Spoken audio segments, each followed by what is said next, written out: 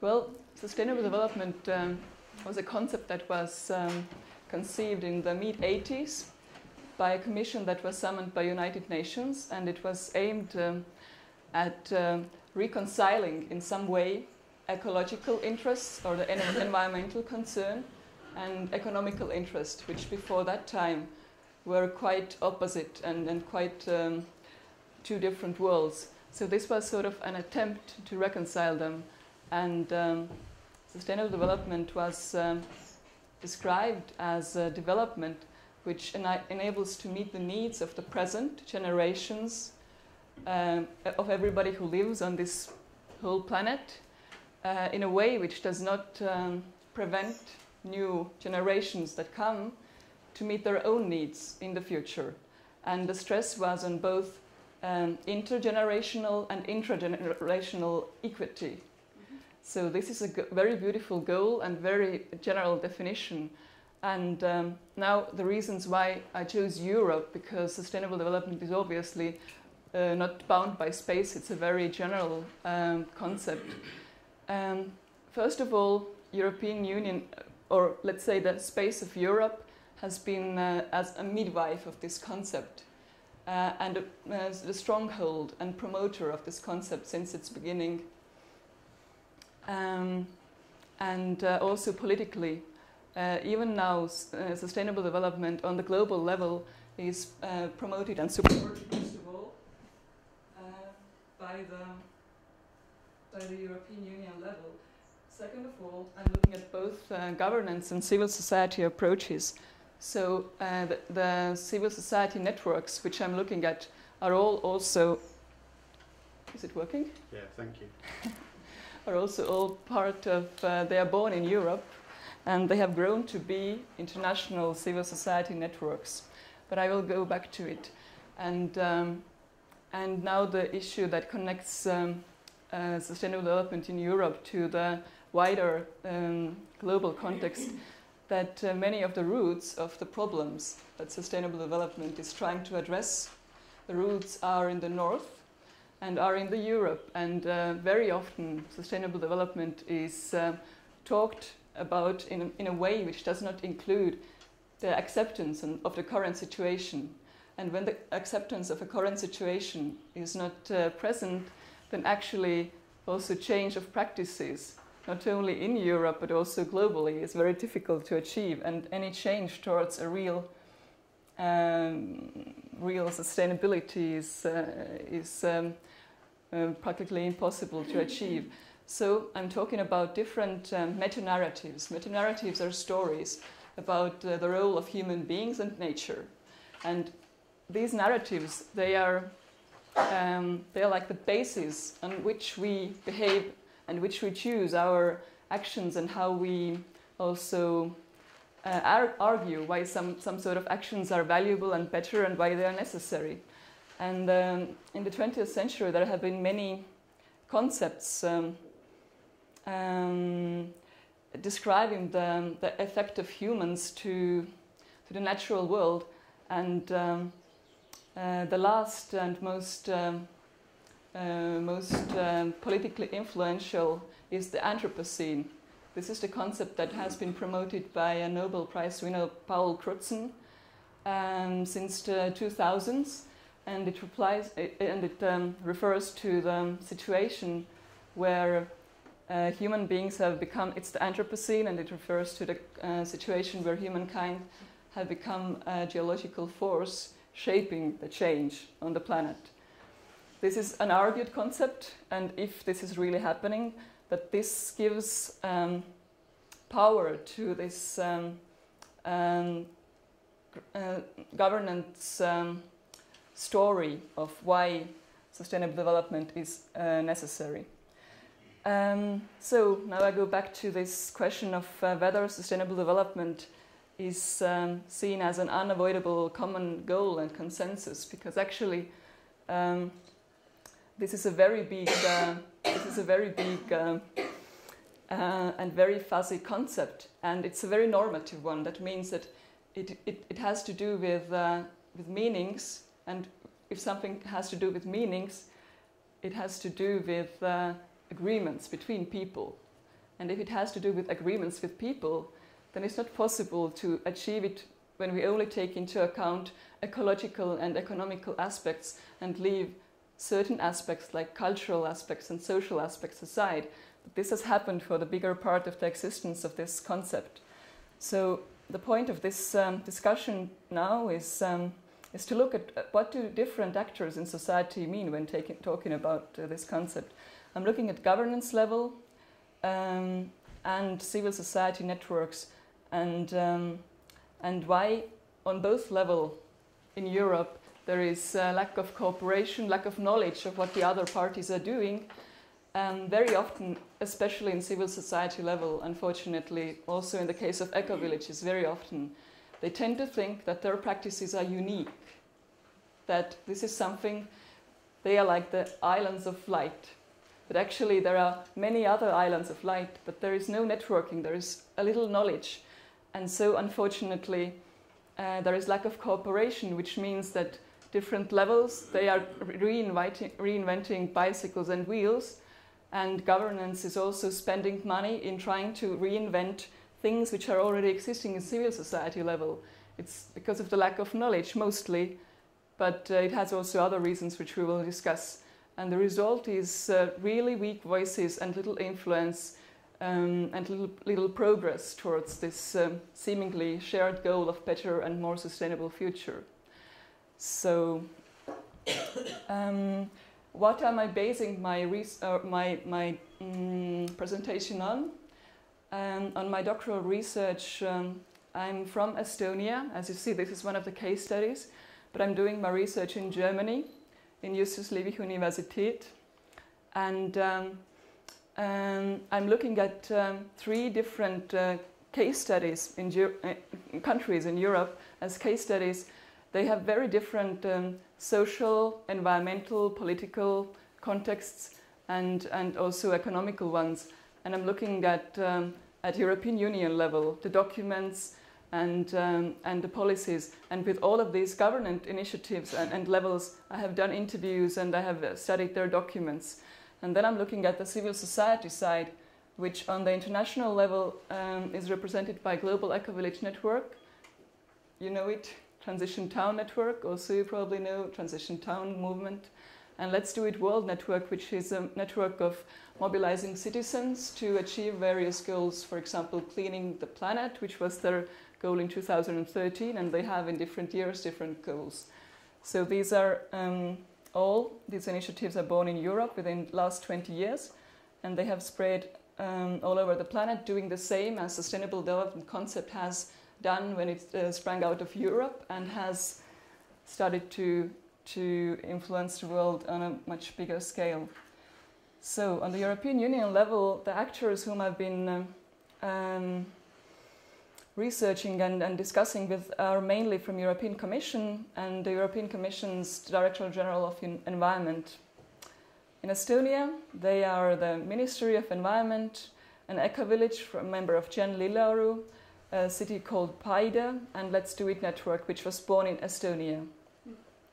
So in Germany, they are the Ministry of Environment, Nature Conservation and Nuclear Safety, and the place, the eco-village is Siebenlinden in Germany, Transition Town is Freiburg, and then there is the initiative Let's Do It Germany in the last year. And in Portugal, the Portuguese Ministry of Environment, Transition Town of one district in Lisbon, Talheiras, then there is the eco-village of Tamera, and Let's Do It Portugal initiative.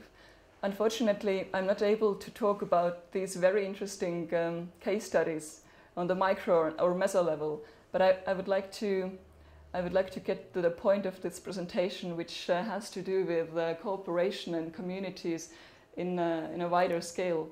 And when we want to achieve sustainable development, then the main hindrance usually is that people assume that they know what they are talking about, and that they assume that the partner also understands what they mean when they talk about it.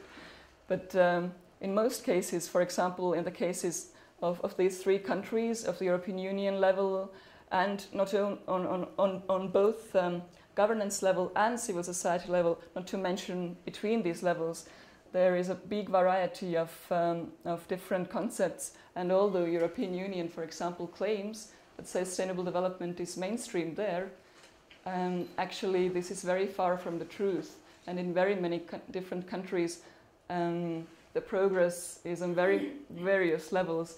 And this is something which I'm unfortunately not able to discuss here any further. But let's go back to the meaning of culture in achieving sustainable development.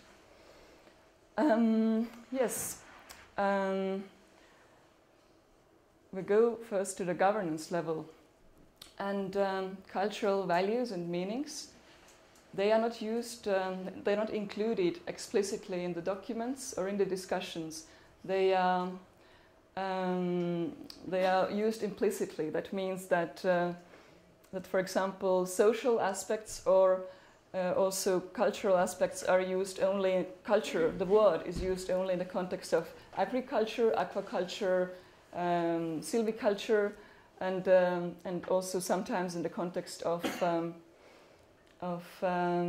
indigenous peoples' culture, but not in the sense of something which we all share or have to agree on. On the civil society level, the change of values is the main driver of any interest in sustainable development.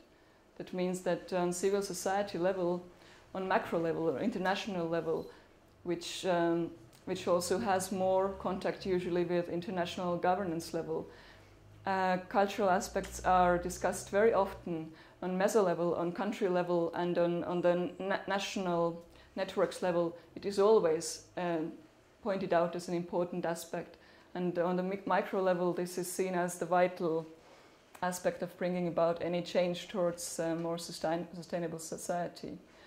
And this is a very short, let's say, summary of the analysis of different approaches that, like condensed positions that represent the worldviews and the differences between these two different levels. And I guess there is nothing very new here. This is unfortunately the same oppositional approach, which means that there is one side which sees that humankind is controlling the planet, that it is a fixable system, that is something which we have to use for our own good, and in a way which would harm other species and other systems as little as possible, and that in order to sustain our societies, we don't have to change much. We have to go on with technological innovation and ensure that we control, and the structures of control are stronger. On the other side, this is the governance position, and on the other side there is this civil society level, where the cultural aspects are included more and the holistic view is more common. And there the view of the planet is as not always as a living system, as a Gaia, but very often also as just self-organizing system, as just a system which is not controlled by human beings, which is difficult and complex system which we are one part of, but don't have any control on, and also sustainable society can function based on cooperation, equality, and non-violence, which are values which are never discussed on the governance level. And also this level sees a need for very many fundamental system changes. So actually these are only a few networks. So why would they represent the civil society or the approach of civil society? But they are, civil society consists of different levels. There are people who are the activists. How was it called? The early adapters, maybe we can call them. But they are, at this point in the society, not very influential. And the main reason is because they are very scattered. They don't have knowledge of each other, they don't network with each other, And when I talk to, for example, the European Union governance level and also the different national governments of why they don't know about, why they don't use the good practices that civil society organizations have developed, then they say that these groups, in order to be a partner for us, they have to be consolidated. They have to have a stronger voice. But at this point in Europe, it's so that the different groups, they come together on a very irregular basis, and they don't have knowledge of each other, and so they don't form this strong voice which would be acceptable as a partner for the governance level.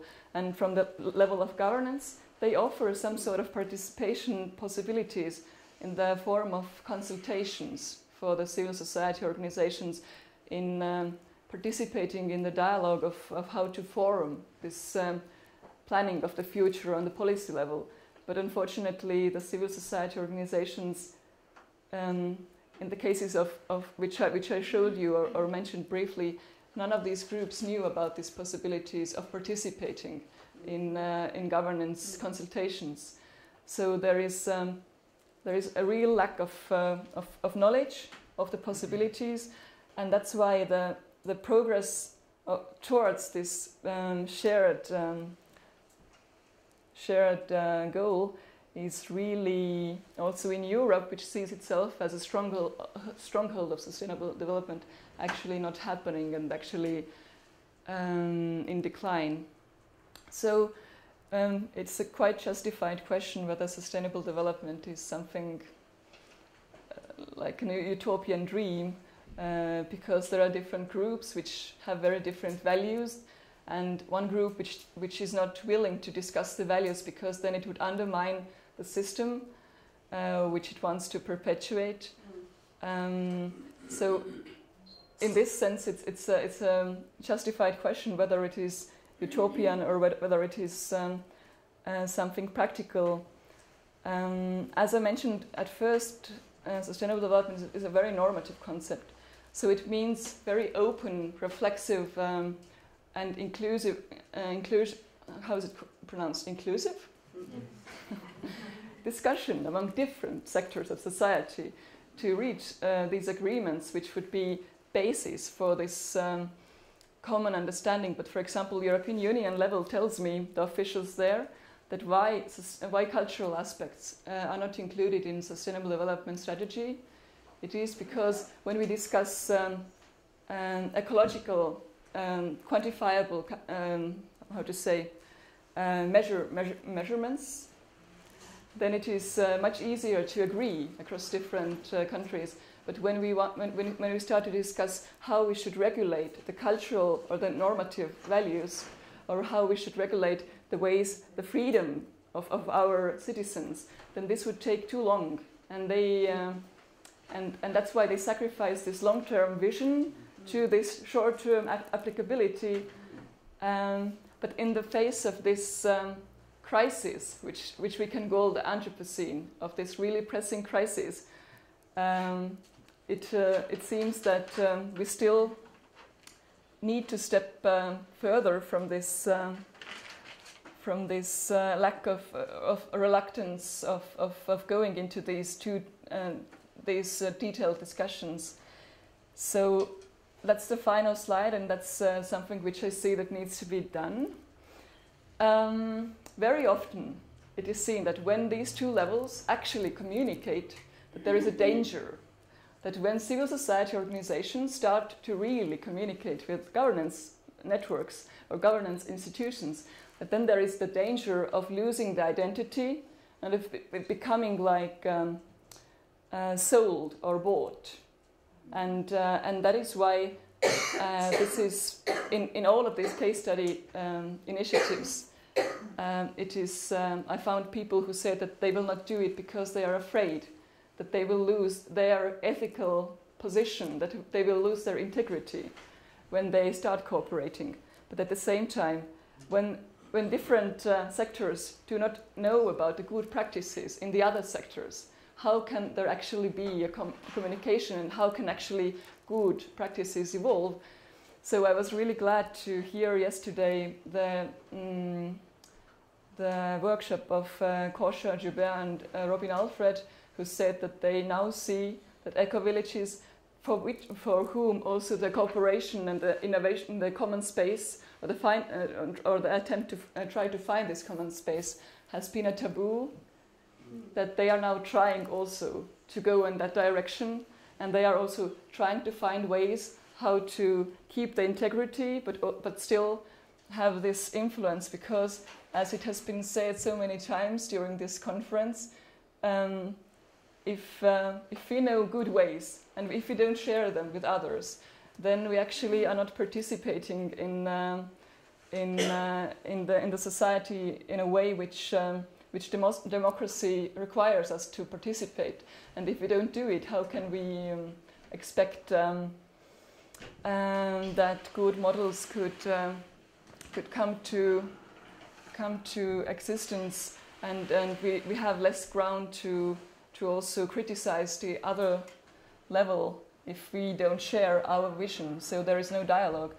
So that's the final suggestions from this empirical research, and the main, funnily enough, also from governance level there is fear, and I describe now the civil society networks and how they have fear of losing their integrity when they start to communicate the power structures, but actually also the governance institutions on both macro level, international, but also on national, and especially on the local level. They are afraid of cooperating with civil society networks because they are afraid of losing the right to decide, the full authority. So there is also fear from that side. And so what can we do in this situation to avoid this double work and lack of knowledge? So building an awareness and knowledge in the way of especially communicating with each other and building stronger networks, because this is true that, for example, on the civil society level in Europe, which is seen as a place where civil society has quite a strong standing, actually the civil society is rather weak and it's not partner for the governance institutions. So stronger networks is very, very important, and more inter and cross-sectoral cooperation is essential for this synergy and synthesis to really come about. And that is in a way trivial, but in another way it's surprising how, when you look at the situation on the field, that these things are actually not done still, and so it's sort of like an encouragement for the different groups that are maybe also represented here, to not to be afraid of this communication, but actually come together and address these issues, and also talk to your peers on the same level, and also talk to the governance institutions, because otherwise no change is likely to happen as fast as necessary. Thank you.